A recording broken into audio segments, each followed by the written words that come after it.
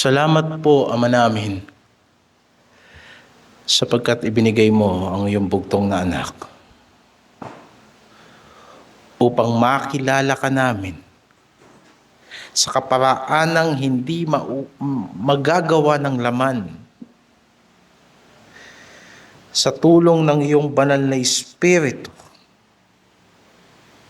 na isinugo ni Kristo sa aming mga puso bilang tanda ng kanyang pagtatagumpay sa krus. Salamat po, Ama, sapagkat ikaw ang nagtuturo sa aming mga kamay kung paano makipaglaban. Sa pagpapakilala mo ng iyong sarili, lalo ka naming pinagtitiwalaan. At sa gabing ito, bigyan mo po ng maliwanag na instruction kung paano kami magtitiwala sa iyo. Na sa pagtitiwala namin sa iyo, na ibibigay namin sa iyo ang isang buhay at karampatang pagsamba sa pangalan ng iyong anak na si Jesucristo. Amen.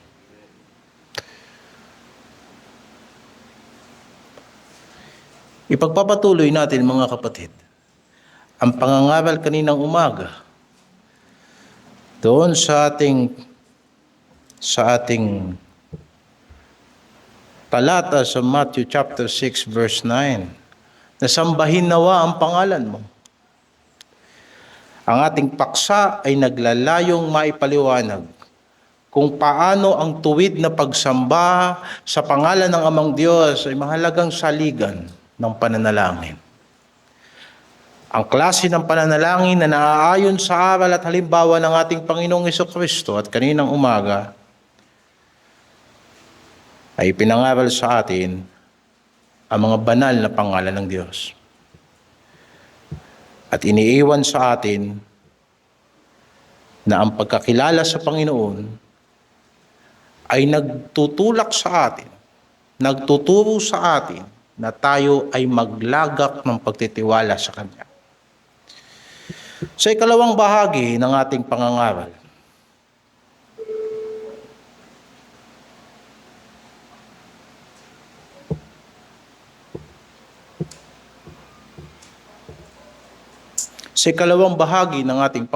sa gabing ito, uusisain naman natin kung paano dapat sasambahin ang Ama ayon sa kabanalan ng Kanyang pangalan.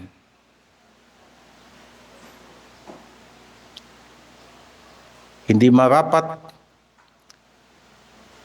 na lumalalim lamang tayo sa ating kaalaman sa Biblia. Subalit hindi nag-uugat ang ating pagtitiwala. Ang pagdami ng kaalaman sa Biblia ay mabuti. Subalit iyong sisiguraduhin na bawat salitang iyong binibigkas ay iyong pinaniniwalaan.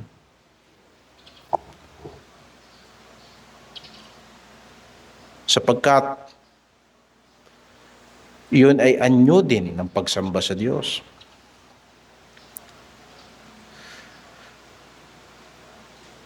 Sa paanong paraan natin mailalagak ang ating pagtitiwala sa Kanya? Paano natin matutugunan ang panawagan ng Salmo na silang nakakaalam ng iyong pangalan ay maglalagak ng kanilang tiwala sa iyo? Ang sagot ay nasa panalangin na itinuro ng ating Panginoong Jesucristo. Sapagkat kung uobserbahan ninyo itong panalangin na ito ay nakahubog bilang isang panalangin na nag-aasam-asam at naghihintay at nagpapasakop sa paghahari ng Diyos. Ama namin na nasa langit ka, sambahin nawa ang pangalan mo, dumating nawa ang kaharian mo. Yan ang pagbungad na bahagi ng pananalangin. At sa pagtatapos, sa verse 13, tinapos niya ang panalangin sa pagpapahayag ng pagsuko, sapagkat sa iyo ang kaharian at ang kapangyarihan at ang kaluwalhatian magpakailanman. Amen. Sa umpisa at sa dulo ng pananalangin ito ay nakahubog sa paghahari ng Diyos.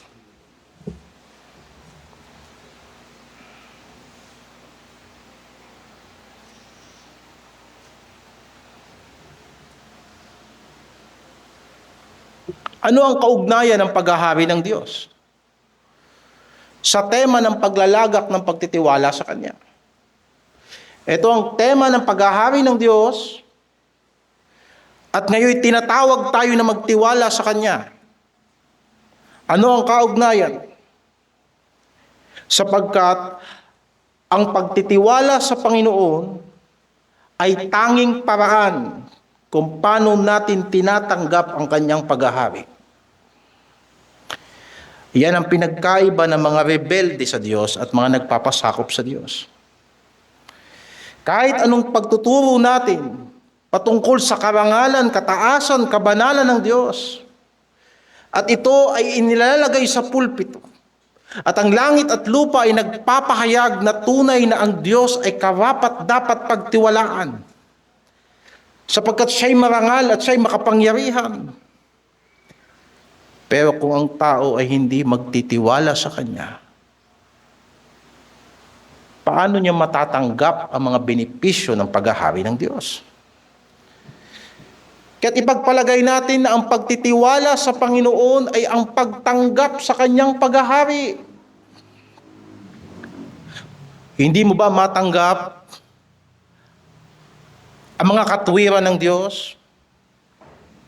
Hindi ito issue kung anong malulunok natin o hindi. Ito ay issue ng kung ano ang pinagtitiwalaan mo sa Kanya at hindi mo pinagtitiwalaan sa Kanya. Nang itinalaga ng Ama ang Kanyang bugtong na anak na hari ng sanlibutan, sinabi sa Psalms chapter 2 verse 6 hanggang 8, "Inilalagay ko ang aking hari sa aking banal na bundok, sa aking banal na bundok ng Sion. Aking sasaysayin ang tungkol sa pasya. Sinabi ng Panginoon sa akin, ikaw ay aking anak, sa araw na ito ay ipinanganak kita." Ang tumutukoy rito ay si Kristo. Tinutukoy rito ay si Kristo. "Humingi ka sa akin at ibibigay ko sa iyo ang mga bansa na iyong pinakamana. At ang pinakadulong bahagi ng lupa ay iyong pinakaari." Dito sa talatang ito, pinagtibay ang paghahari ni Kristo.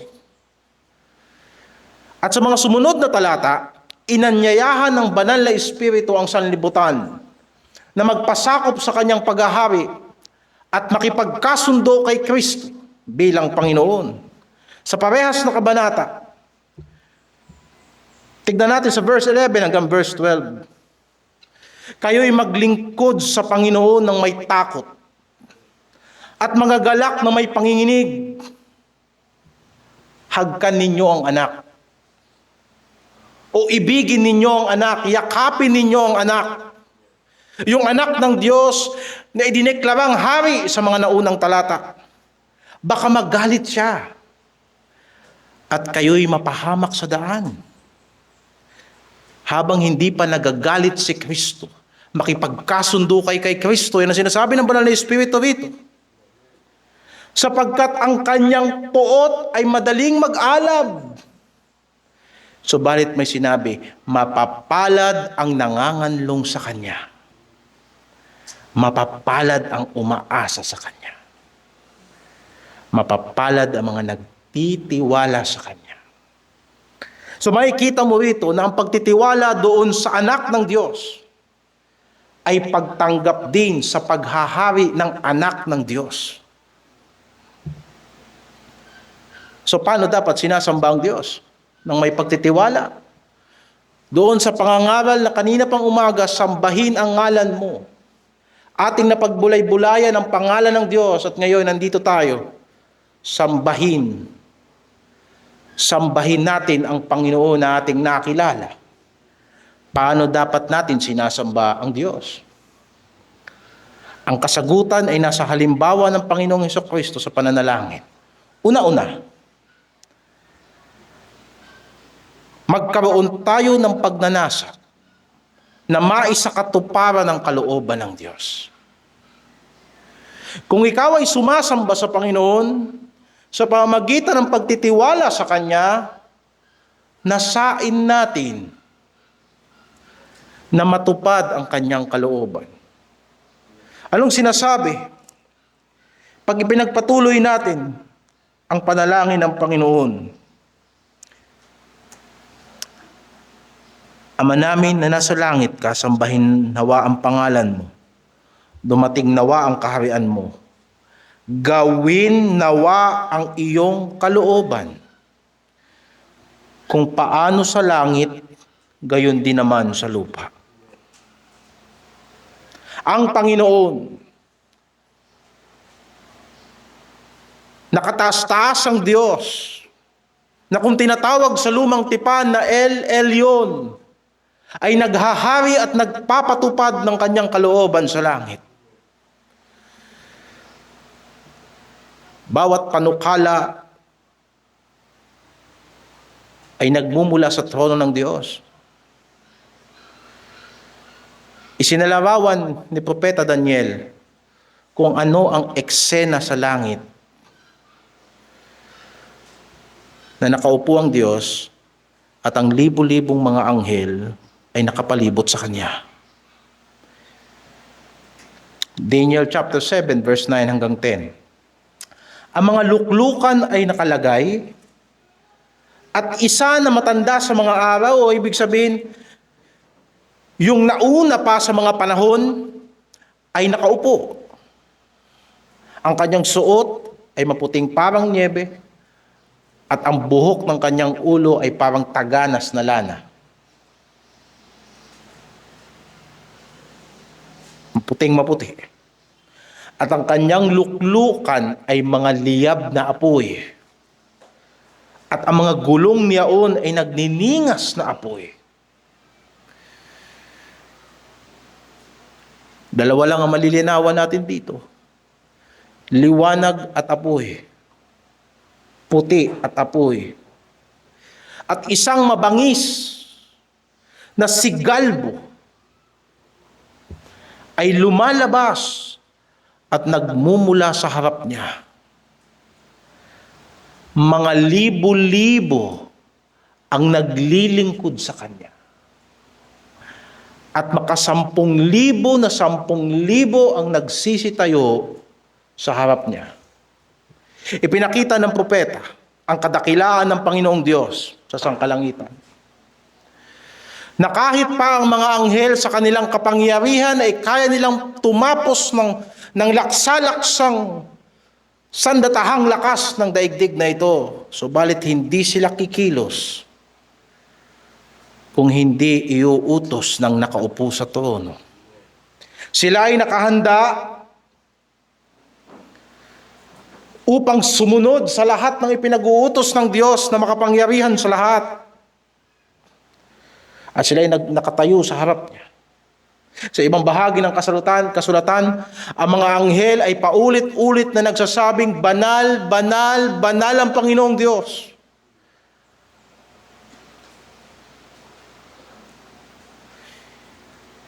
Yung ganong klaseng senaryo sa langit, nasa harapan ng Diyos, walang sino mang kukontra, walang sino mang lalaban. Maghintay ka sa kalooban ng Diyos. Ito rin ang pagnanasa ng pusong nananabik sa paghahari ng Diyos. Na sa darating ng panahon, ang mga tinubos sa lupa ay magpupuri at sasamba sa harapan ng kanyang trono. Ang mga anghel ay para sa langit at dun lang sila sa langit. Pero ang daigdig na to ay ginawa para sa tao. At dito sa daigdig na to dapat sumamba ang tao. Nakagaya ng sumasamba ang mga langit, ang mga anghel sa langit, ganun din dapat ang mga tao sumasamba sa lupa sa Diyos na kataas-taasan sa lahat. At ito ang pangitain na ipinakita ng Diyos kay Juan. Revelation chapter 22 verse 1 hanggang 5. Ipinakita niya sa akin ang isang ilog ng tubig ng buhay, na maningning na gaya ng bubog, na lumalabas sa luklukan ng Diyos at ng Kordero. Sa gitna ng lansangang yaon at sa dako rito ng ilog at sa ibayo nito, naroon ang punong kahoy ng buhay na namumunga ng 12 iba't ibang bunga na namumunga sa bawat buwan. Ang mga dahon ng punong kahoy ay pangpagaling sa mga bansa at hindi na magkakaroon ng sumpa. At ang luklukan ng Diyos at ng Kordero ay naroon. Binasa natin yung mga paglalarawan ng ilog, ng lansangan, ng mga puno, sapagkat ang nilalarawan dito ay hindi langit. Ang nilalarawan dito ay bagong daigdig na lalangin ng Diyos sa dulo. At ang luklukan ng Diyos at ng Kordero ay naroon. At siya'y paglilingkuran ng kanyang mga alipin. At makikita nila ang kanyang mukha. At ang kanyang pangalan ay sa kanilang mga noo. At hindi na magkakaroon pa ng gabi. At sila'y hindi nangangailangan ng liwanag ng ilawan, ni ng liwanag man ng araw, sapagkat liliwanagan sila ng Panginoong Diyos, at sila'y maghahari magpakailanman. Kagaya ng pangitain ni Daniel, ang Diyos na sa trono, ang mga anghel naghihintay sa kanyang kalooban, sa bagong daigdig na gagawin ng Panginoon. Ang Kordero ay nasa trono at ang lahat ng mga alipin niya ay maglilingkod sa Kanya. Sa pag-asa ng maluwalhating hinaharap sa piling ng kataas-taasang Diyos, ay nananatili tayo sa ilalim ng Kanyang pamamahala. Sinabi ng Salmo, siyang tumatahan sa lihim na dako ng kataas-taasan, ay mananatili sa lilim ng makapangyarihan sa lahat. Aking sasabihin tungkol sa Panginoon, siya ay aking kanlungan at aking katibayan, ang Diyos ko na siyang aking tinitiwalaan. Psalms 91 verse 1 and 2. Mga kapatid, mayroong kataasang inihanda ang Panginoong Diyos para sa atin. Siya ay nasa itaas at dadalhin niya tayo sa kaitaasang yun, bagamat hindi tayo magiging Diyos. Pero maghahari tayong kasama ng Diyos. May kataasang inihanda para sa mga Kristiyano, subalit hindi sa sanlibutan ito. Sapagkat ang kataasan na mayroon sa sanlibutan ito ay pagpapalalo laban sa Diyos. Sa isang bagong daigdig, mayroon ding pagiging mataas. Subalit sa piling ng Diyos at may pagpapasakop sa Diyos.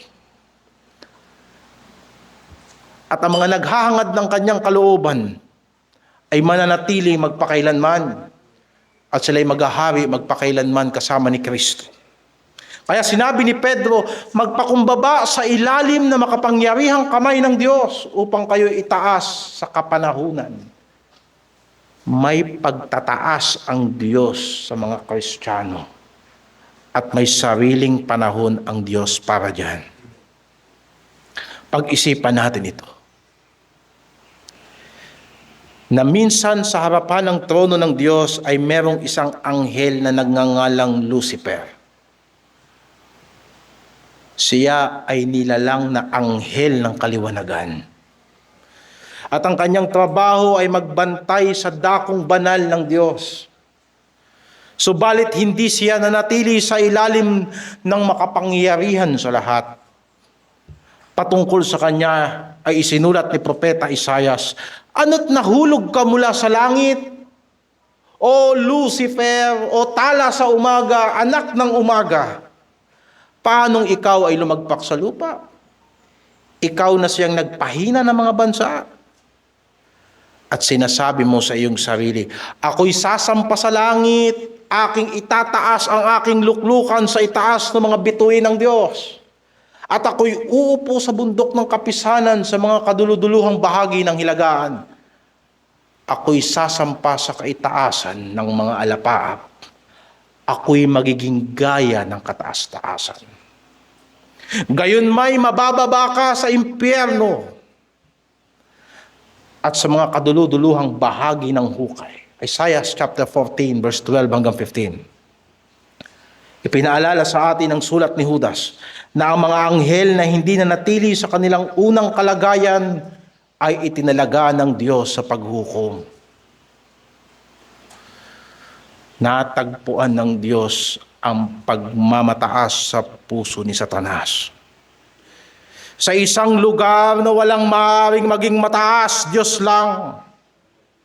Sa isang banal na dako na hindi ka pwedeng lumapit maliban na magpakumbaba ka sa Diyos. Natagpuan ang kasalanan sa puso ng anghel na si Lucifer. At siya'y ibinalibag ng Diyos para sa kapahamakan. Pero sa isang bahagi, pag-isip-isipan natin ito, ang dakilang pagpapasakop ng ating Panginoong Hesukristo. Na siya, bagamat nasa anyong Diyos, hindi siya anghel kagaya ni Lucifer. Siya ang anak ng Diyos na nasa sinapupunan ng Ama. Ang lahat ng pag-ibig ng kataas-taasang Diyos, ng Amang Diyos, ay ibinuhos niya kay Kristo. Higit sa kahit sinong anghel. Pero bagamat siya'y nasa anyong Diyos, ay hindi niya inisip na isang bagay na marapat niyang pananganan, panghawakan, ipagmayabang ang kanyang pagiging Diyos. Kundi hinubad niya ito. Kusang loob niyang isinantabihan at nagpakumbaba siya sa Diyos. Na lagi niyang sinasabi nang siya'y nagkatawang tao, ang Ama na nagbigay sa akin ay higit sa lahat. At hindi lang siya nagpakumbaba, siya ay nag-anyong alipin at nakitulad sa mga tao. Iisipin mo, ang anak ng Diyos na nagkatawang tao, walang special treatment sa kanyang mga problema sa pagiging tao.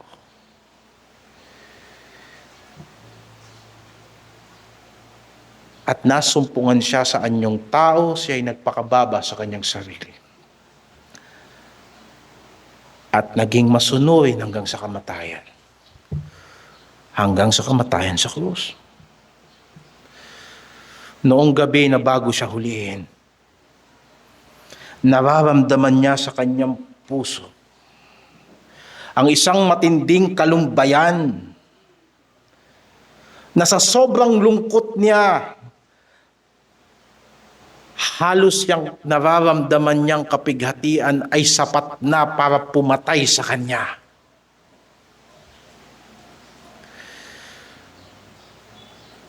Nanginginig siya sa takot. Lumuluha siya sa kanyang pananalangin.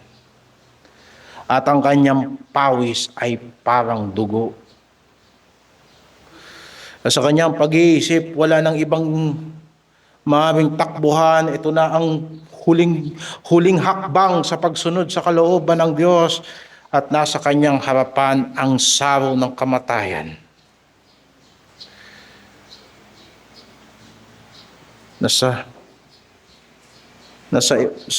Sa ilang oras, pababayaan ng Ama ang kanyang iniibig na anak. At dadalhin ng anak ang kasalanan ng sanlibutan.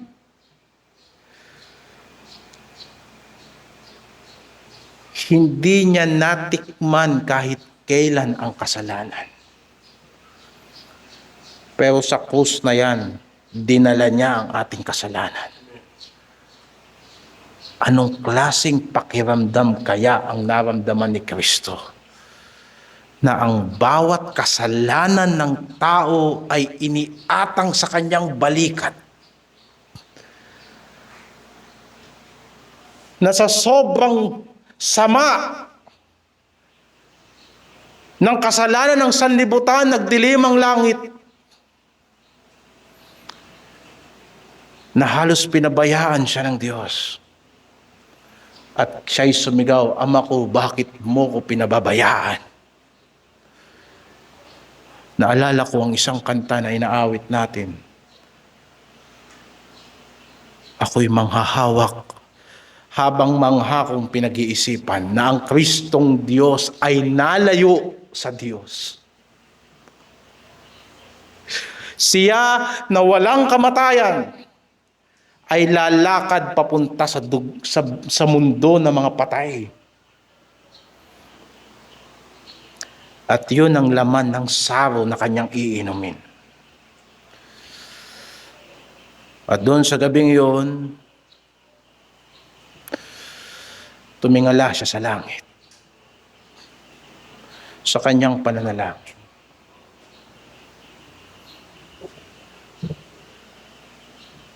Madilim ang gabi, subalit maliwanag sa kanyang isip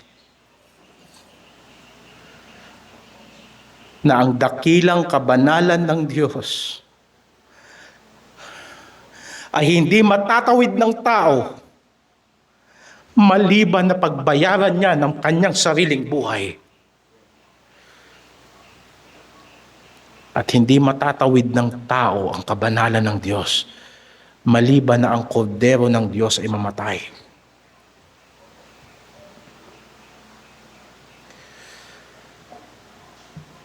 Lumuhod siya sa kahinaan ng kanyang katawan. Sa kanyang pagkabalisa ay tumawag siya sa Diyos, "Ama, kung iyong mamarapatin, palipasin mo sa akin ang sarong ito. Pero hindi ang aking kalooban, kung hindi ang kalooban mo matupad." Niluwalhati niya ang Diyos sa langit sa kanyang pagpapakumbaba. Niluwalhati niya ang Diyos sa lupa sa kanyang pagpapakumbaba.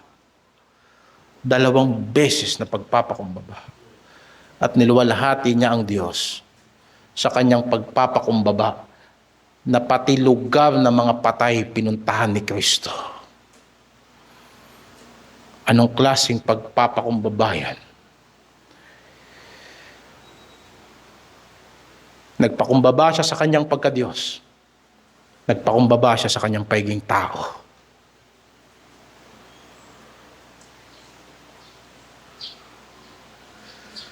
Na parang naghihingi siya, "Maaari bang palagpasin mo sa akin itong sarong ito? Baka may ibang paraan." Pero hindi siya nagsuggest ng paraan. Nanghingi siya sa Diyos.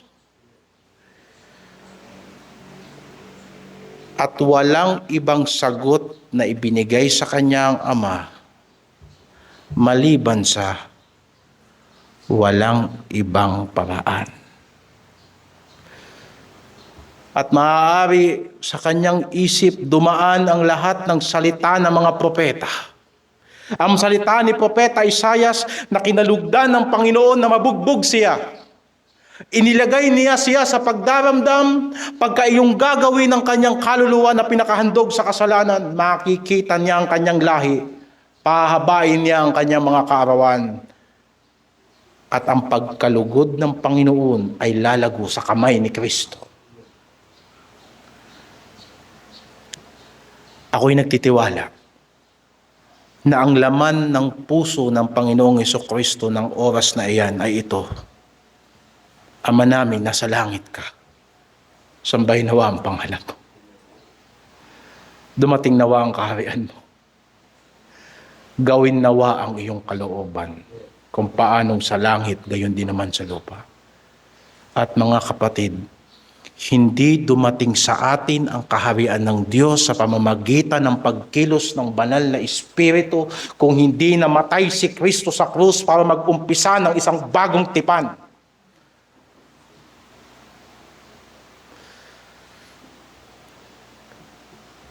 Sambahin natin ang Panginoon sa pamamagitan ng pagnanasa na gawin ng kanyang kalooban. maaring alam na natin na dapat nating gawin ang kanyang kalooban. Pero nasain natin. Gustuhin natin ang kalooban ng Diyos kahit mahirap.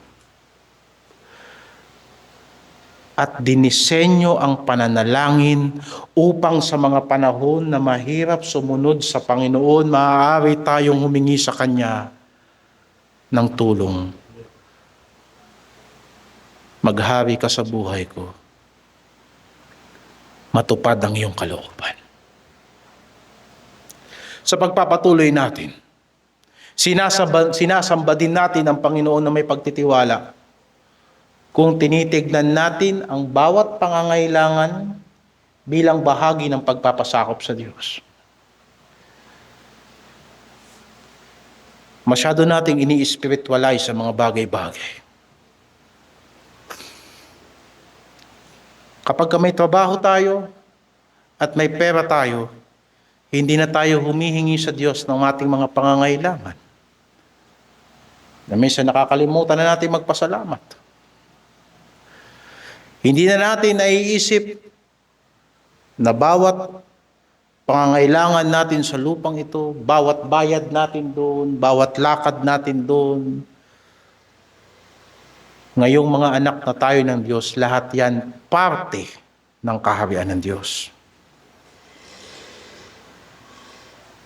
Hindi ito hiwalay, mga kapatid. Kasi kung iisipin natin itong hiwalay, mag-iingat tayo, baka tayo tuksuhin ng diablo. Na may mga Kristiyanong nag-iisip na ang material na bagay ay hindi saklaw ng paghahari ni Kristo. Hindi ba't sinabi ng apostol na anuman ang inyong ginagawa, gawin sa kaluwalhatian ng Diyos? Kung kumakain kayo o umiinom kayo, gawin ninyo para sa kaluwalhatian ng Diyos. Gawin ninyong kagaya ng pagsamba. At maging mapagpasalamat sa lahat ng biyaya ng Diyos. Tignan ninyo ang panalangin ng ating Panginoong Hesukristo. Ama namin, nasa langit ka. Sambahin nawa ang pangalan mo. Dumating nawa ang kaharian mo. Ibigay mo sa amin ngayon ang aming kakanin sa araw-araw. Nasa ilalim pa rin ng paghahari ng Diyos. Hindi matuwid na bagay na magbabasa tayo ng banal na kasulatan at pagkatapos iiwan natin ang katwiran ng Diyos bago tayo magsipagpasok sa ating mga trabaho.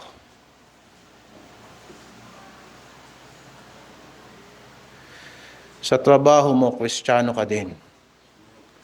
At huwag mong hayaan masira ang pangalan ng Panginoon sa pagtatrabaho mo. Hindi porket wala ka sa simbahan, hindi mo na irerespeto ang pangalan ng Diyos. Kaya nga nakikipagkasundo tayo. Kaya nga nagbabayad tayo ng utang. Kaya pag tayo nagkamali, itinutuwid natin. At ayaw nating matisod kahit mga taong walang pananampalataya.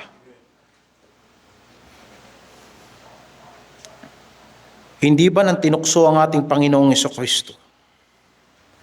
Nakita natin na parehas ang gutom at ang kabusugan ay nasa kamay ng Diyos. Sinabi niya kay Satanas, nasusulat, Satanas, hindi sa tinapay lamang nabubuhay ang tao, kundi sa bawat salitang lumalabas sa bibig ng Diyos. Sapagkat kung susundin mo ang salita ng Diyos, makakatagpo ka sa Kanya ng buhay.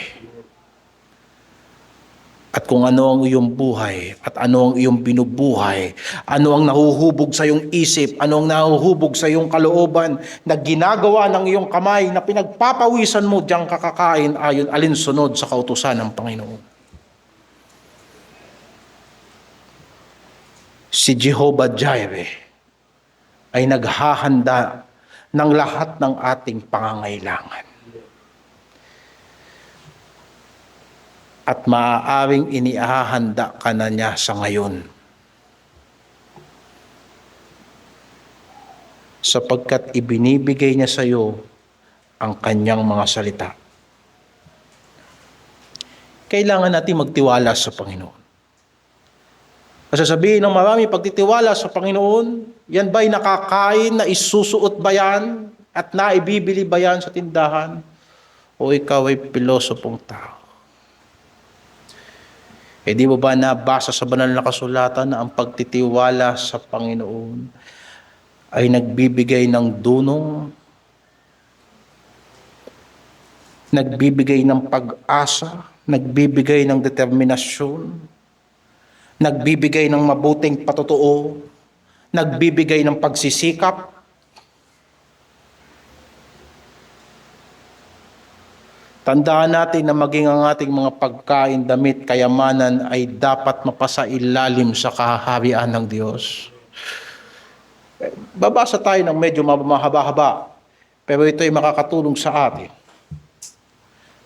Sa chapter 6 ng Matthew, verse 25 at 33.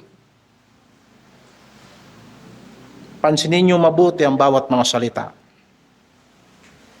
Huwag kayong mabalisa sa inyong pamumuhay. Kung ano baga ang inyong kakainin, o kung ano ang inyong iinumin. Kahit ang sa inyong katawan, kung ano ang inyong daramtin. Hindi baga mahigit ang buhay kaysa sa pagkain? At ang katawan ay higit kaysa sa pananamit? Masdan ninyo mga ibon sa langit na hindi naghahasik, ni nagsisigapas, ni nagtitipon man sa bangal, at sila'y pinakakain ng inyong Ama sa kalangitan. Hindi baga lalong higit ang halaga ninyo kaysa sa kanila? At gusto ko tuloy itanong sa kalagitnaan, maghanap ka ng ibon na nagre-rebelde sa Diyos.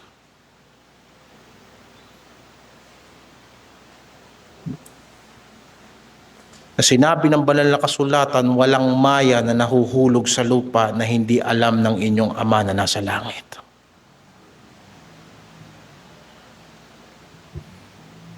Hindi ba mas mahalaga tayo kaysa sa mga hayop na binubuhay ng Diyos?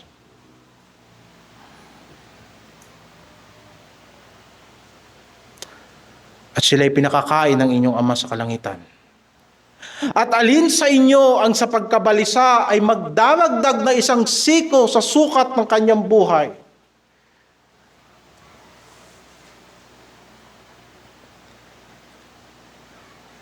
Hindi hahaba ang buhay mo kaiisip. Hindi ka lulusog kaiisip. Hindi ka tatangkad kaiisip at hindi mareresolba ang problema mo sa pag-aalala. Pagtiwalaan mo ang solusyon na ibinibigay ng salita ng Diyos.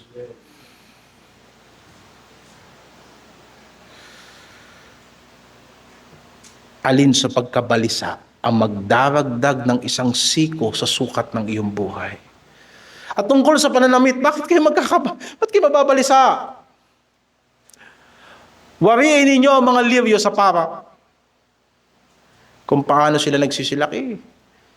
Hindi nagpapagal, hindi nagsusulid man. Gayon may sinasabi ko sa inyo na kahit si Solomon man sa buong kaluwalhatian niya ay hindi nakapaggayak ng gaya ng isa sa mga ito. Ngunit dinaramtan ng Diyos ng ganito ang damo sa para. Pinagaganda ng Diyos ang daigdig. Pinasisibol niya mga bulaklak para naman magkakulay ang daigdig na ito. Na ngayon, buhay, sa kinabukasan ay ginagatong sa kalan. Hindi baga lalong-lalo na kayo dadamtan niya o kayong mga kakaunti ang pananampalataya. O ayon sa ating konteksto ngayong umaga, kayo na hindi nagtitiwala. Kaya huwag kayong magbalisa. Magtiwala kayo sa Panginoon. Siya ang Jehovah Jireh. Huwag kayong mabalisa na magsasabi, anong kakainin namin? O ano ang aming iinumin? O ano ang aming dadamtin? Sapagkat ang lahat ng mga bagay na ito ay siyang pinaghahanap ng mga hintil. yamang talastas ng inyong Ama sa kalangitan na kinakailangan ninyo ang lahat ng mga bagay na ito. At ang sabi ng isang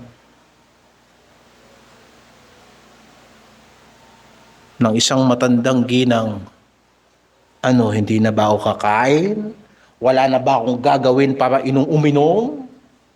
Wala na ba akong gagawin para ako'y makapagdamit? Hindi sinabi ni Kristo na wala kang gagawin. Ang sabi ni Kristo, hanapin ninyo ang kanyang kaharian. Mamuhay ka sa kaharian ng Diyos. At ang kanyang katuwiran, kailan tayo tinuruan ng Diyos ng katuwiran na nauuwi sa katamaran? Wala, mga kapatid.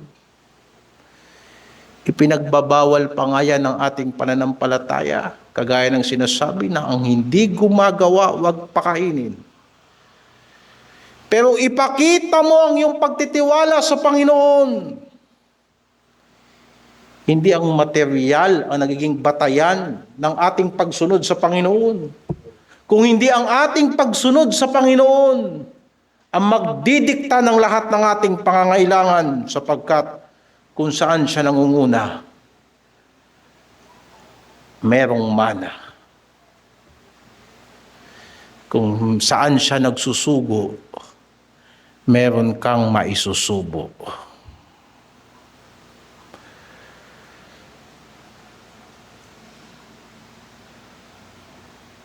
Kaya sinabi ng Panginoong Hesukristo sa mga nagsusumakit sa sanlibutan at sa mga kayamanan at sa mga kalayawan ng buhay na ito'y nagdudulot lamang ng bagabag, na sa dulo'y nag-alala ka na lahat-lahat. At ipinagpalit mo si Kristo sa salapi at pinagpalit mo si Kristo ang kanyang salita, ang iyong pananampalataya para sa isang butil ng mani na kagaya ni Esau, pero sa dulo, babalik at babalik ka sa Panginoon na parang wala kang natutunan sa Kanya. Hindi ba sinabi sa Luke chapter 8 verse 14 na yung mga Kristiyanong sinasakal ng kamunduhan ay hindi lumalago?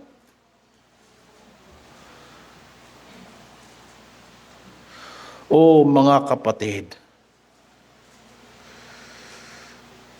sa panahon ng pagsubok, may solusyon ang Diyos.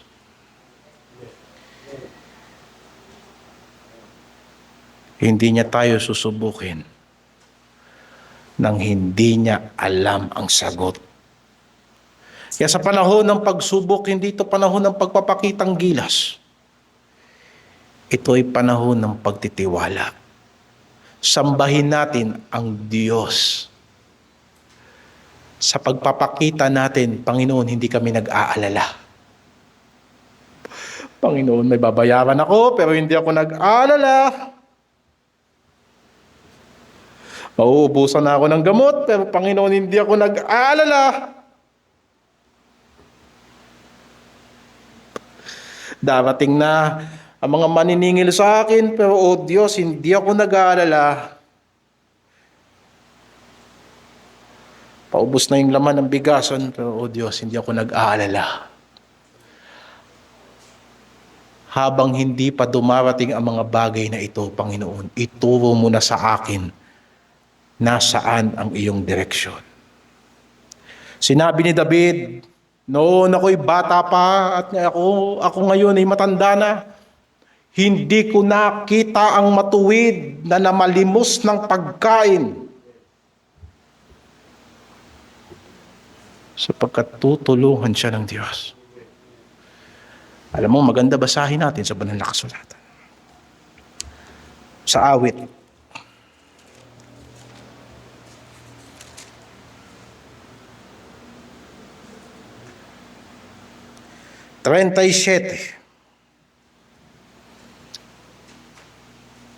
Talatang 23, ang lakad ng tao ay itinatag ng Panginoon at siya'y nasasayahan sa kanyang lakad. Bagaman siya'y mabuwal, hindi siya lubos na mapapahiga, sapagkat inaalalayan siya ng Panginoon ng kanyang kamay. Ako'y naging bata, at ngayon matanda na. Gayon may hindi ko nakita ang matuwid na pinabayaan, ni ang kanyang lahi man, ni ang kanyang mga anak man, ay magpapalimos ng tinapay. Kaya't hanapin mo ang katuwiran ng Diyos, sapagkat hindi pinababayaan ng Diyos ang matutuwid.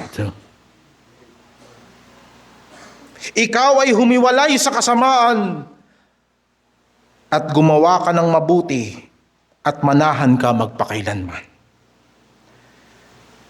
Sapagkat iniibig ng Panginoon ang kahatulan at hindi pinababayaan ang kanyang mga banal. Sila'y iniingatang magpakailanman, ngunit ang lahi ng masama ay mahihiwalay. Mahihiwalay sa Diyos.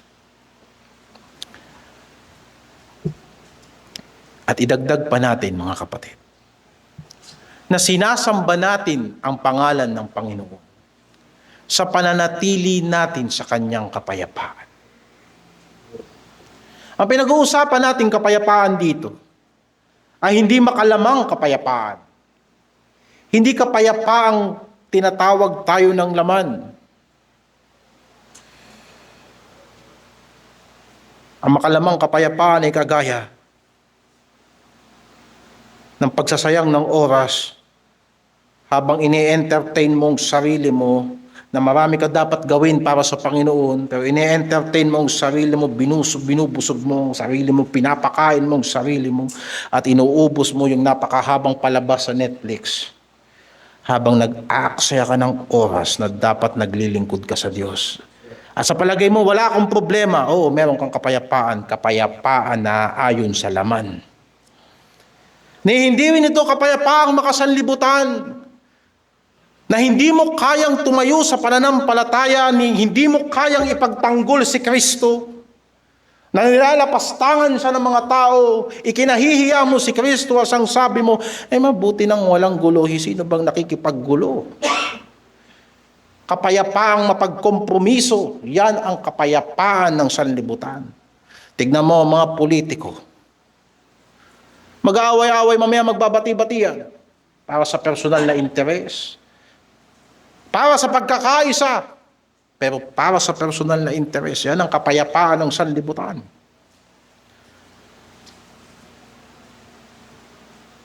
Pero alinsunod sa pananalita ng Panginoong Hesukristo, ang kapayapaan ay iniiwan ko sa inyo. Ang aking kapayapaan ay binibigay ko sa inyo. Hindi gaya ng ibinibigay ng sanlibutan, ang ibinibigay ko sa inyo, huwag magulumihanan ang inyong puso ni matakot man. John 14, verse 27. Huwag ka nang magtaka, kapatid, at minamahal kong kapatid sa Panginoon, na kapag pinaparanas ka ng Panginoon ng kapayapaan sa Kanya, ginugulo niya ang buhay mo sa sanlibutan. Sapagkat ipinakikita na sa iyo na ang kapayapaang ibinibigay niya ay hindi galing sa sanlibutan, na hindi magagaya ng sanlibutan, na hindi malalagpasan ng sanlibutan. Ang kapatawaran ng mga kasalanan ay simula ng kapayapaan sa Diyos. At ito ay pundasyon ng mga pagpapala ng mga anak ng Diyos. Wala tayong aasahan sa Diyos na pagpapala sa ngayon kung hindi ito nagsimula sa pagpapatawad niya ng ating mga kasalanan. Sinabi sa Psalms 32 verse 1 and 2, mapapalad siyang pinatawad ng pagsalangsang, na tinakpan ng kasalanan, mapalad ang tao na hindi parapatangan ng kasamaan ng Panginoon at walang pagdaraya sa espiritu niya. Bakit? Sapagkat ang kasalanan na naghihiwalay ng tao sa Diyos. At ang sino mang hindi susuko kay Kristo, at ang sino mang hindi magsisisi at kikilala ng kanyang pagkakamali sa Panginoon, ay hindi mapapanatag. Sapagkat sinabi ng Panginoon kay Propeta Isaias, walang kapayapaan sa masama. Isaiah 48 verse 22. Walang kapayapaan sa masama, sabi ng Panginoon. Kaya nga, doon sa panalangin na itinuro ng Panginoon, tinuruan niya tayo na manalangin ng kapatawaran. Tinuruan niya tayo na humingi ng tawad sa Panginoon sa ating mga pagkakasala sa Kanya, sa mga pagkakautang natin sa Kanya, sa mga pagkukulang natin sa Kanya.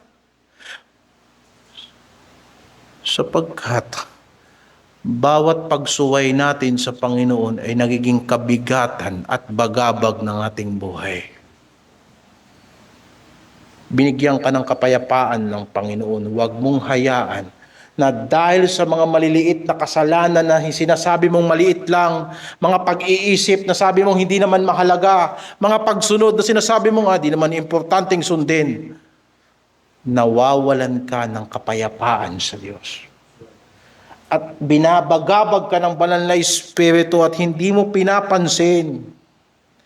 Kaya sabi ng Panginoon, sambahin nawa ang pangalan mo at ipatawad mo sa amin ang aming mga utang. Gaya ng pagpapatawad namin sa mga may utang sa amin. Kaya nga ang pangangaral ng Ebanghelyo ng pagliligtas ay pangangaral ng Ebanghelyo ng kapayapaan at paghahari ng Diyos. Sinabi ng Isaiah 52 verse 6, kaya't makikilala ng aking bayan ang aking pangalan. Kaya't matatalastas nila sa araw na yaon na ako yaong nagsasalita. Narito ako nga. Anong pagkaganda sa mga bundok ng mga paan yaong nagdadala ng mga mabubuting balita, na naghahayag ng kapayapaan,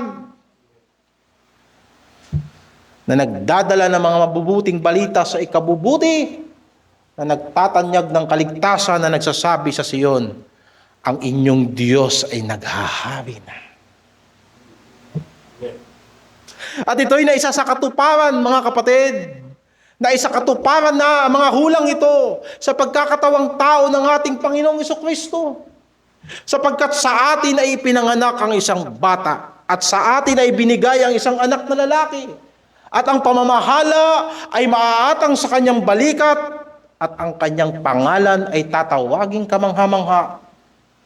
Tagapayo, makapangyarihang Diyos, walang hanggang Ama, at Pangulo ng kapayapaan. At ang paglago ng kanyang pamamahala at ng kapayapaan ay hindi magkakaroon ng wakas sa trono ni David at sa kanyang kaharian upang itatag, upang alalayan ng kahatulan at ng katuwiran mula ngayon hanggang magpakailanman. Balikan natin muli ang ating Panginoong Jesucristo, mga kapatid. At hindi ako magsasawang paulit-uliting ipangaral si Kristo at huwag kayong magsawa na pakinggan si Kristo at kung sino si Kristo. Sapagkat sa kanyang pagkakatawang tao, ipinangaral niya ang ebanghelyo ng paghahari ng Diyos. Tinawag niya ang mga makasalanan at pinatawad niya sila sa kanilang mga kasalanan. Minsan, ipinahayag niya ang kaligtasan sa isang babaeng marumi at makasalanan. Sinabi niya, pinagaling ka ng iyong pananampalataya. Humayo kang mapayapa. Ang mga inaalihan ng masasamang espiritu ay kanyang binigyan ng matahimik na pag-iisip. At ang mga nagtiwala sa kanya ay nakatagpo ng katiyakan sa buhay na walang hanggan sa kabila na ang pagsunod kay Kristo ay pinagbabayaran ng kahirapan at maraming pag-uusig. At ang kapayapaang dala niya ay lubhang dakila na kahit ang nag-aalimpo yung dagat at ang bagyo sa gitna ng karagatan ay kanyang pinagpapayapa. Siya na Diyos ng kapayapaan, Jehovah Shalom, ay lumalakad sa gitna ng bagyo, sa gitna ng dagat. Hanggang siya mismo, sa kanyang paghihirap at sa kanyang pagsasakripisyo ay dinala niya sa kanyang katawan ang mga latay ng ating kapayapaan sa harapan ng Diyos. Ang kanyang kamatayan ay naging handog na pampalubag ng puot ng Diyos at sinasabi ng kasulatan, yaman ngang mga inaring ganap sa pananampalataya, meron kayong kapayapaan sa Diyos sa pamamagitan ni Hesukristo. At nang siya'y namatay, ilang araw na bahala ang kanyang mga disipulo. Yung kapayapaan na kanilang tinamasa sa panahon ni Kristo ay parang nakalimutan nila. Sila'y nabalot ng takot. Iniisip nila na kung si Kristo ay pinako sa krus, baka sila na ang susunod. Nagkulong sila sa kanilang mga kwarto at isinara nila ang kanilang mga pinto at bintana. Subalit pagkalipas ng 3 araw, sa kanilang kalagitnaan nagpakita ang Kristong muling nabuhay mula sa mga patay. At alam mo ang bati ni Kristo sa kanila, sumainyo ang kapayapaan. O anong pakiramdam ng mga apostoles? O anong pakiramdam ni Pedro na ang konsensya niya ay nagtatalo sapagkat kanyang itinatwa si Kristo. Subalit siya'y umasa ng muling pagkabuhay ni Kristo at ang sinabi ng Panginoon, sumainyo ang kapayapaan. Si Tomas, na nag-aalinlangan sapagkat hindi niya nakita ang pagpapakita ng Panginoon, ay sinabi niya, hindi ako maniniwala hanggat hindi ko nakita at hindi ko nahawakan butas ng kanyang kamay at butas ng kanyang tagiliran. At nagpakita sa kanyang Panginoon at wala siyang ibang nasabi, Panginoon ko at Diyos ko. Sa isang iglap, ang lahat ng kanilang takot ay nawala. Ang kanilang pangamba para sa buhay ay nawala. Ang kanilang agam-agam para sa kahihinatnan ng kanilang pagsunod kay Kristo ay nawala. Sapagkat sa kanilang gitna, naroon ang Diyos ng kapayapaan. Na kung paanong sa Hesukristo ay hindi napahinto ng kamatayan, ganon din ang kanyang dalang kapayapaan. Ang ating kapayapaan sa harapan ng Diyos ay hindi mapapatid ng kamatayan. Sapagkat kahit sa kamatayan, papatnubayan tayo ng Panginoon. At yan ay katiyakan ng kaluluwa na ang mabuhay ay kay Kristo at ang mamatay ay pakinabang. At anong ikakatakot mo kung yan ang pag-asa mo sa Panginoon? Sinasabi ng Panginoon, huwag magalumihanan ang inyong mga puso. Manalig kayo sa Diyos at manalig kayo kay Kristo. Sapagkat sa tahanan ng kanyang Ama, maraming lugar doon. Sa lugar na ito, sa daigdig na ito, na halos wala tayong lugar. At halos hindi pa tayo nakakapirme, pinalalayas na tayo uli. Na hindi ka pa nakakapwesto, hindi mo pa na-enjoy ang panahon. Pinapalayas ka na ng init. At ang pagbabayad ng renta. At marami pang alalahanin. Pero sa bahay ng aking Ama, sabi ni Kristo, marami kayong lugar doon. Tiisin nyo lang. Huwag kayong magulumihanan. Yung pambayad ng upa, mahahanap mo yan. Mapagsisikapan mo yan. Pero ang kapayapaan, huwag mong hayaang mawala sa iyong pagdududa sa Panginoon. Sapagkat sinabi ng Panginoon sa lahat ng kanyang mga pangako, Sa lahat ng kanyang aral, sa lahat ng kanyang ginawa, ang mga bagay na ito'y sinalita ko sa inyo upang kayo'y magkaroon sa akin ng kapayapaan.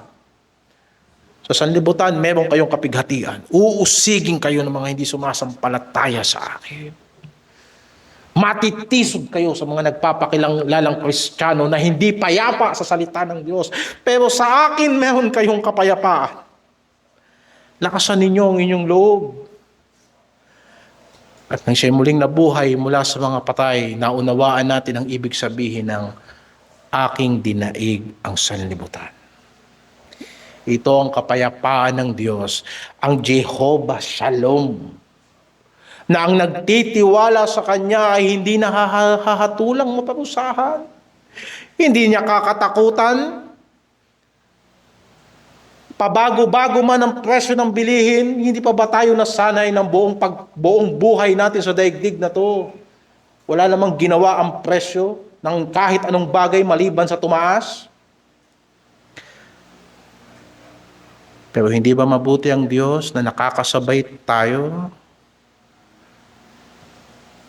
Dahil sa totoo lang, pag lumipas na tayo sa daigdig na to at hindi pa dumarating si Kristo, ang mga anak natin ay makakaranas din ng marami pang serye ng pagtaas ng presyo. Pero kung ipapakita natin sa kanila ngayon, ganito namin hinaharap ang hirap, ganito namin sinusolusyonan ang lahat ng problema, nagtitiwala kami sa Diyos at sinusunod namin ang Kanyang kalooban. Baka sakali pag wala na tayo, ganyan din nila pananampalatayanan ng Diyos. Hindi mo kakatakutan kung anong gagawin sa'yo ng tao. Hindi mo kakatakutan kung mamatay ka. Hindi ka matatakot kung malalaos ka. Hindi ka matatakot kung ilang oportunidad ang mawawala sa iyo. Matakot ka na mawala sa iyo si Kristo. Matakot ka na sumuway sa Kanyang kalooban, sapagkat huwag mong alisin sa amin, Panginoon, ang iyong kapayapaan. Pagpalain mo kami ng iyong kapayapaan. Sapagkat walang maghihiwalay sa atin sa pag-ibig ng Diyos. At sinabi ng Panginoon, manatili kayo sa kalayaan at sa kapayapaang dulot ng pagtitiwala sa Kanya. Isuko natin ang mga bagay na nagpapatisod sa atin. Yung mga nagpapabigat ng takbo natin. Yung mga ginagawa natin na hindi naman kailangan, yung mga iniisip natin na hindi naman kailangan. Iisa lang ang buhay natin. At kung natagpuan mo na dapat mong ipaglingkod sa Diyos yan, ano pang iyong pinag-aatubili? Ipaglingkod mo yan sa Diyos. Alala kong isang sikat na kanta sa mga Kristiyano, only one life, so soon it will pass. But only what's done for Christ will last. Only one chance to do His will. So give to Jesus all your days. It's the only life that pays. When you recall, you have one life. Ba't ka matatakot na mawala ang buhay? Anyway, kahit hindi ka gumalaw, mamamatay ka.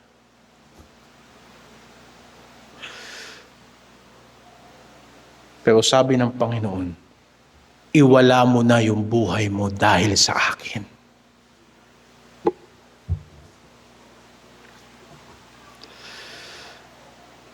Kaya magpasakop tayo sa Kanya at mamuhay ng payapa, sapagkat siya naman ang nag-iingat sa atin. Sinabi sa unang Tesalonica 5:19, huwag ninyong patayin ang ningas ng Espiritu. Huwag ninyong hamakin ang pangangaral. Subukin ninyo ang lahat ng bagay. Ingatan ninyo ang mabuti. Lumayo kayo sa bawat anyo ng kasamaan. at pakabanalin kayong lubos ng Diyos din ng kapayapaan, at ang inyong espiritu at kaluluwa at katawan ay ingatang buo na walang kapintasan sa pagparito ng ating Panginoong Hesukristo. Tapat yaong sa inyo'y tumatawag, nagagawa rin naman ito. Amen. Sa huli, mga kapatid, sinasamba natin siya sa pagtitiwala, sapagkat nagkakaroon tayo ng takot na mahulog sa tukso.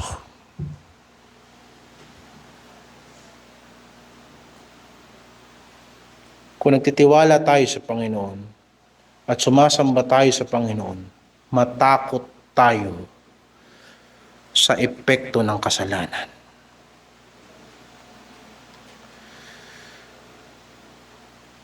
Ang patay ay walang kinakatakutan sapagkat wala siyang pakiramdam.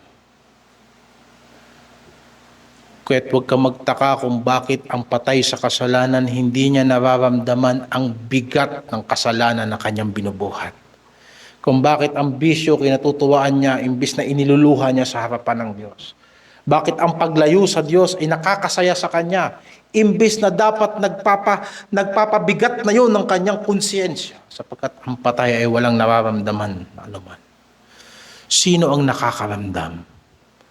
Tanging ang mga buhay. Huwag kang magtaka kung ang mga taong wala kay Kristo ay hindi takot sa impyerno. Iniisip pa nga nila, mas gusto kong pumunta sa impyerno, baka boring sa langit. At pinaglalaroan nila ang mga konsepto ng buhay at kamatayan. Wala akong ibang nakitang tao na takot sa apoy ng impyerno maliban sa mga naniniwala kay Kristo na ang impyerno ay totoo. Na ang kasalanan ay pumapatay. Na ang kasalanan ay sumisira ng buhay. Napakaraming mga kabataan na may malaking potensyal sa hindi nila pakikinig sa aral ni Kristo, sinira ng kasalanan at masamang pagnanasa at kayabangan ang napakaganda sana na direksyon na inilagay sa kanila ng Panginoon. Napakaraming Kristiyano na napakaganda sana ng posisyon upang maipabahagi si Kristo dahil sa kasalanan na hindi isinusuko.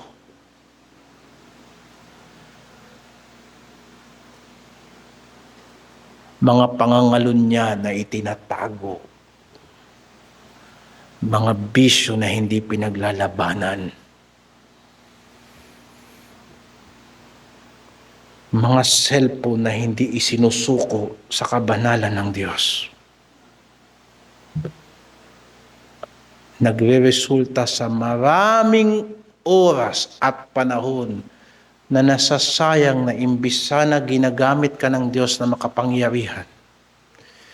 Imbis sana binibigyan ka ng Diyos ng kapahingahan para pag lumakas ka, maraming kabataan, maraming kababaihan at kalalakihan at matatanda ang makakakilala kay Kristo dahil sa buhay mo.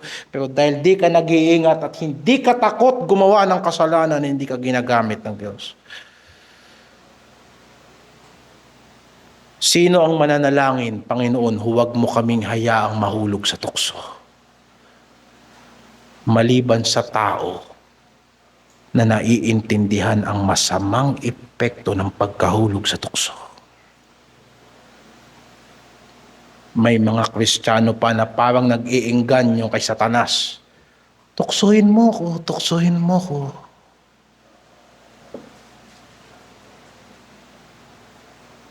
Para silang mga bata na pinaglalaroan ng apoy. Para silang mga bata na sinusubukan ano kaya ang pakiramdam na makuryente. Mga kapatid, oo't may kapatawaran ng Panginoon. Pero huwag nating sadyaing sumuway sa Panginoon. Dahil hindi mo alam kung anong epekto niyan. Para kang uminom ng gamot na akala mo saglit lang ang epekto. yung pala mararatay ka at hindi ka makapaglilingkod sa Diyos. Na yung ininom mo pala lason sa'yo dahil lang sa pag-e-eksperimento. O kung ganyan ang ating kaisipan tungkol sa kasalanan, idadalangin mo sa Panginoon, Panginoon, huwag mo kong hayaan na dumaan sa tukso. Iligtas mo ko sa masama. At bahagi yan ng pangangaral ng Panginoong Jesucristo. Siya ang nag-iingat sa atin sa lahat ng kasamaan. Gusto mong sambahin ang Panginoon. Huwag mo nang hintayin ang tukso na tuksuhin ka. Manalangin ka na huwag pumasok sa tukso.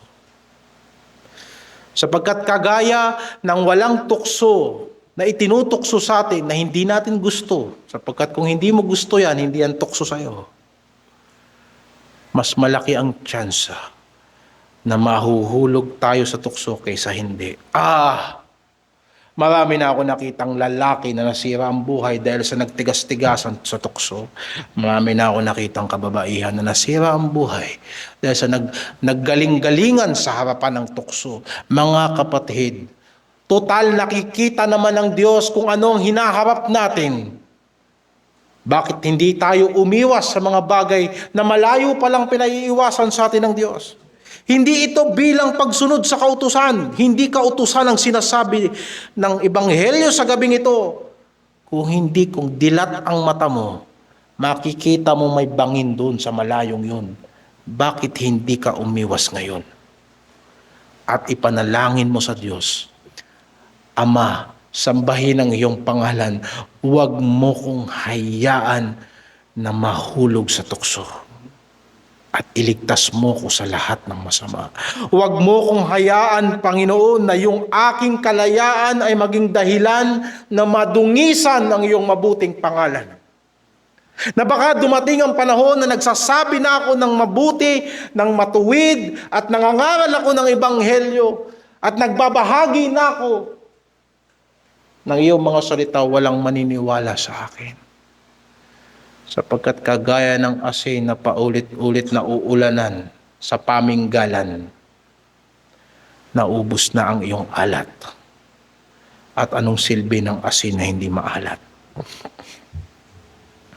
Si Elroy, ang Diyos na buhay na nakakita kay Agar ay nagmamasid sa mga nagtitiwala sa kanyang banal na pangalan.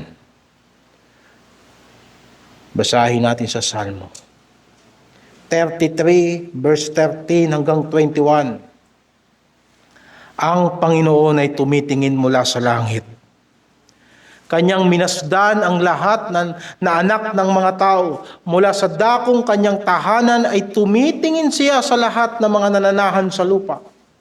Siyang naghuhugis ng mga puso nilang lahat, na nagmamasid sa lahat nilang mga gawa. Walang hari na nakaliligtas sa pamamagitan ng maraming hukbo.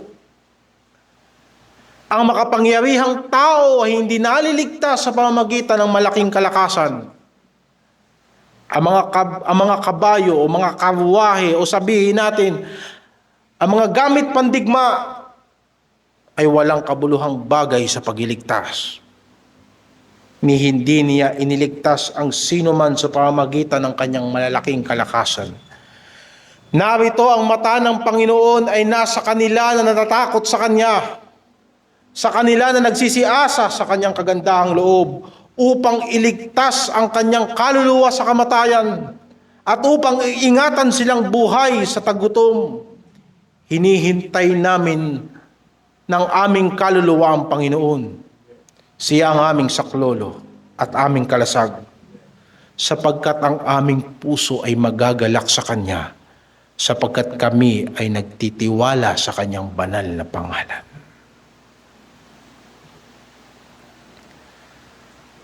Tapusin na natin ito, mga kapatid.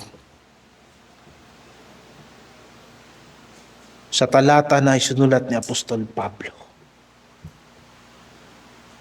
ipinamamanhik ko sa inyo, alang-alang sa kahabagan ng Diyos, iharap ang inyong mga katawan na isang haing buhay, banal na kaaya-aya sa Diyos. na siya ninyong karampatang pagsamba, Roma 12:1. Pagsamba, mga kapatid, respeto sa Diyos, takot sa Diyos, pakiramdam sa presensya ng Diyos, takot sa Panginoon, pagmamahal sa Panginoon, pagtitiwala sa Panginoon, sambahin natin ang Panginoon. Nasain nating sundin ang kanyang kalooban. Huwag nating hayaan ang pangangailangan sa sanlibutan ito ang magdulot sa atin ng pagdududa. Hindi praktikal ang makipag-away sa Diyos. Kung kilala mo ang Panginoon, hindi praktikal na lumayo sa kalooban ng Diyos. Mas magastos mamuhay sa kasalanan. Hindi praktikal. Napighatiin ng banal na Espiritu. Ang pamumuhay sa kasalanan ay kagaya ng pag-iipon ng sakit at sama ng loob. At pag-aaksaya ng oras at ng pera at ng buhay.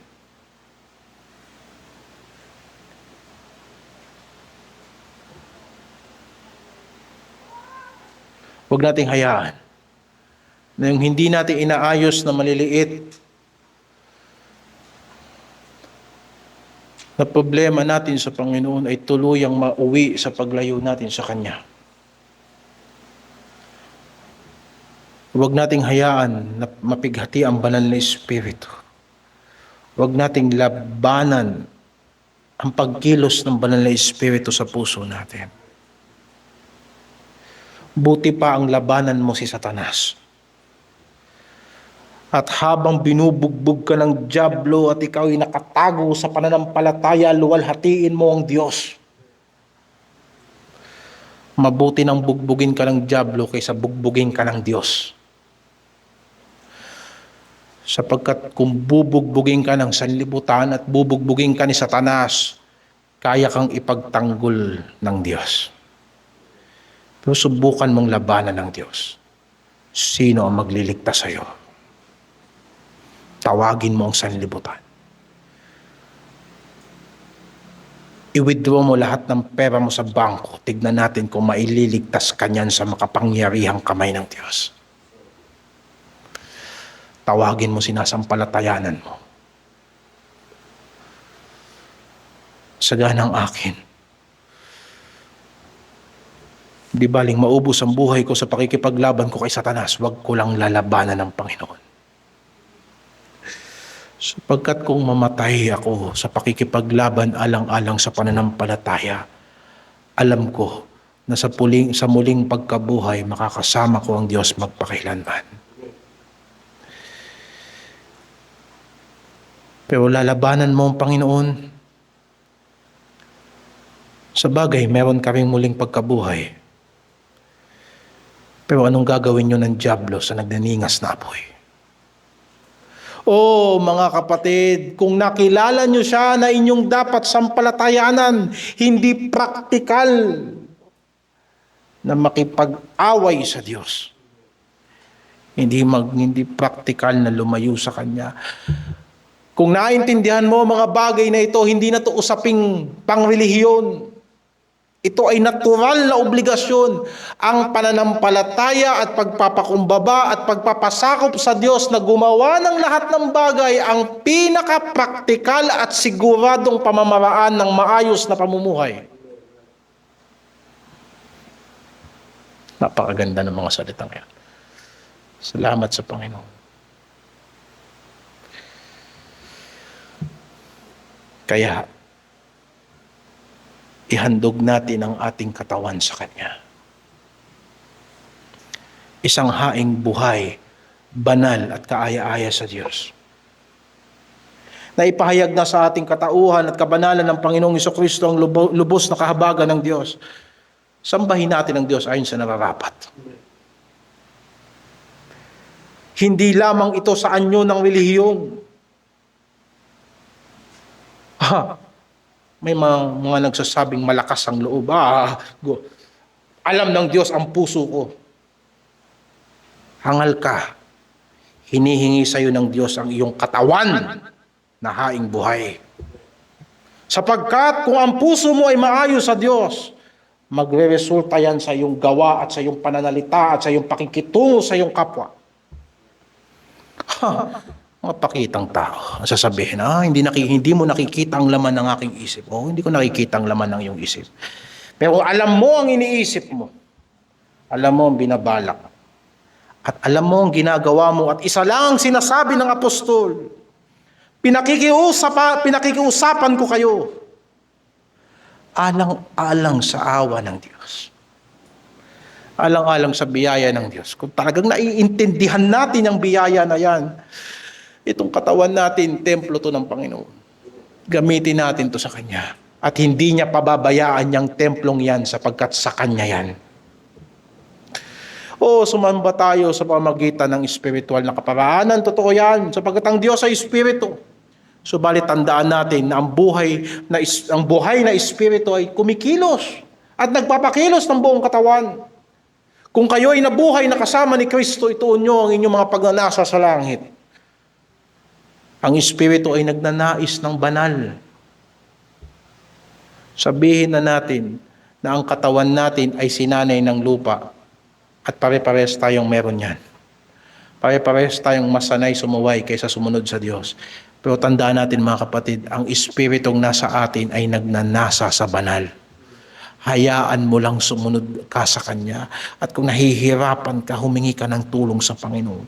Nagnanasa yan ng buhay na masunurin sa harapan ng Diyos. Nagnanasa yan ng lahat ng gusto ng Diyos.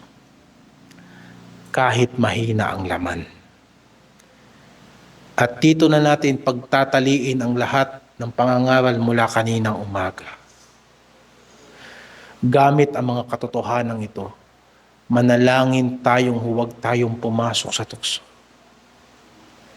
Sambahin natin siya sa pamagitan ng buhay na hinubog ng pananalangin. Yung buhay na hinubog ng pagpapasakop. Yung buhay na hinubog ng pagtitiwala at hindi po pagrereklamo. Yung buhay na hinubog ng pananalangin, hindi ng po pakikipag-away, po pakikipag-chismis.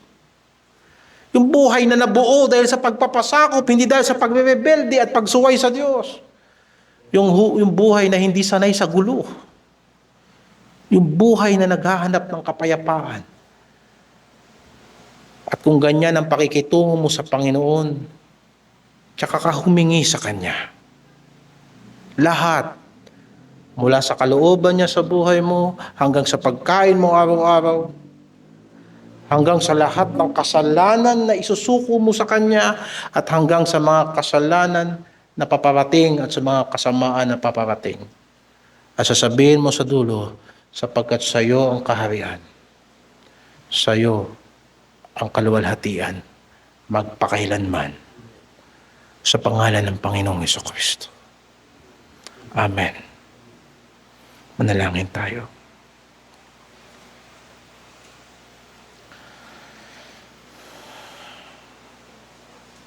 Ama namin Diyos, tulungan mo kaming sumamba sa iyo.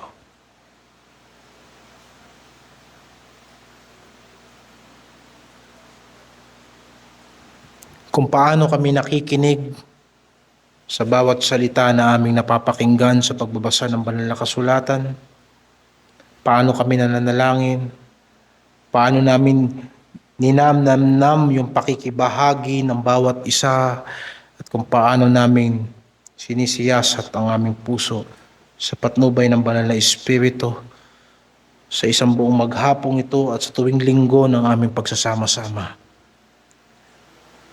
Nawag ganun din kami sa araw-araw.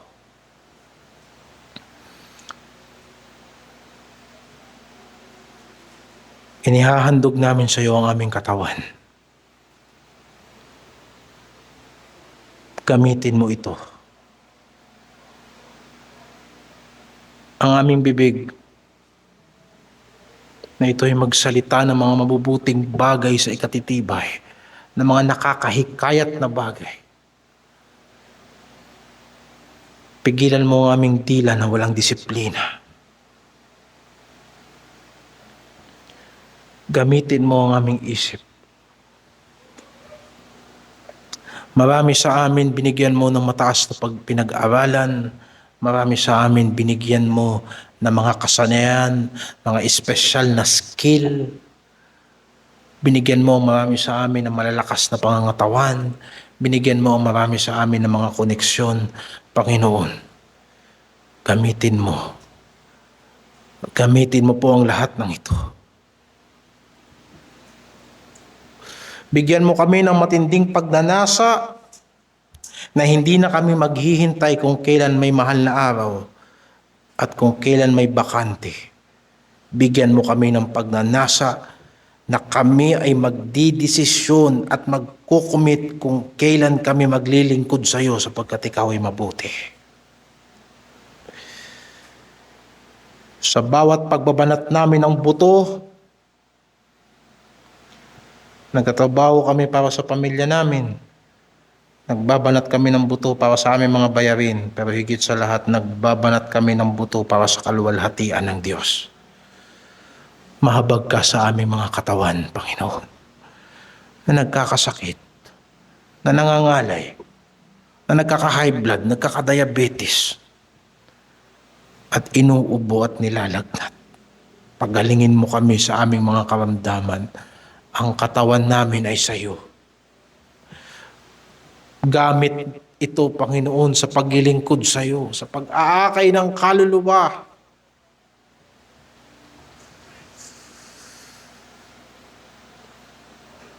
Bawat kayamanan,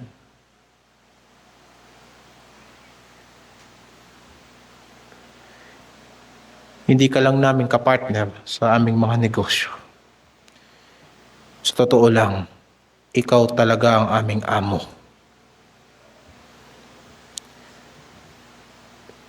Hindi mauunawaan ng aming mga amo sa lupa, subalit ikaw ang nagbibigay sa amin ng pabor.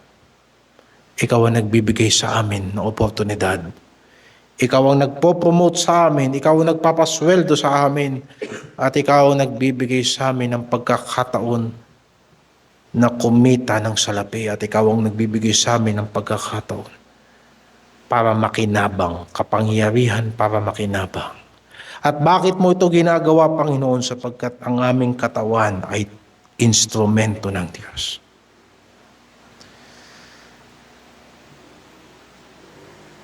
Sapagkat, Panginoon, ang aming patutuo pag pinagsama-sama para sa kaluwalhatian mo.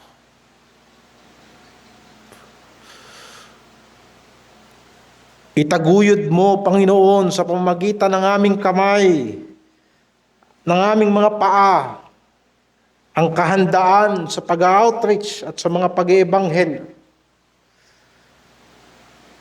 Gamit ang katawang ito, Panginoon. Itaguyod mo, Panginoon, ang mga charity works. Una ay gamit ang mga talino, ang mga pag-iisip ng mga anak mo na may kakayanang mag-organize at magplano.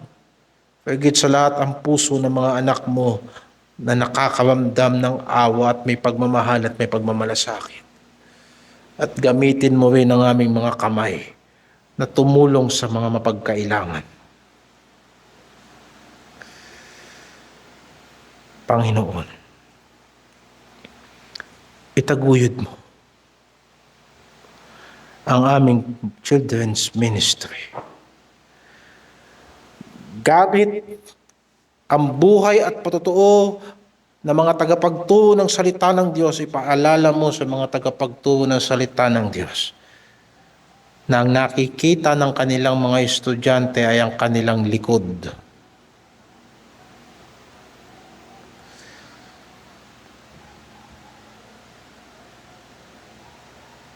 Sila'y sinusundan sa halimbawa ng kanilang pamumuhay. Panginoon, salamat sa awa mo at biyaya mo. Salamat sa lahat ng pangangailangan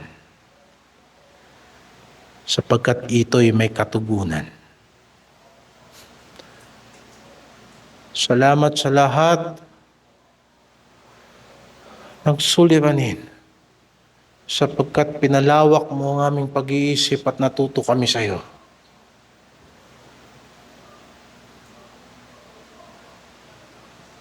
Hindi namin pasasalamatan lahat ng kasalanan ginawa namin, pero salamat sa disiplina, Panginoon.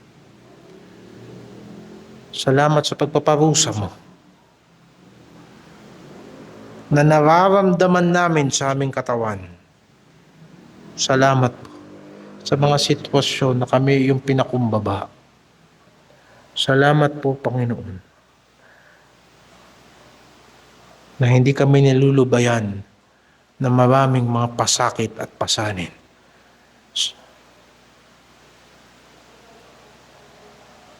Sapagkat ang iyong biyaya ay higit sa aming mga kahinaan. At kung saan kami mahina, doon ka malakas. Kung saan kami kinakapos ng pangunawa, doon na ipapakita ang iyong karunungan. Salamat po, Panginoon. Sa pangalan ng Panginoong Hesus. Amen.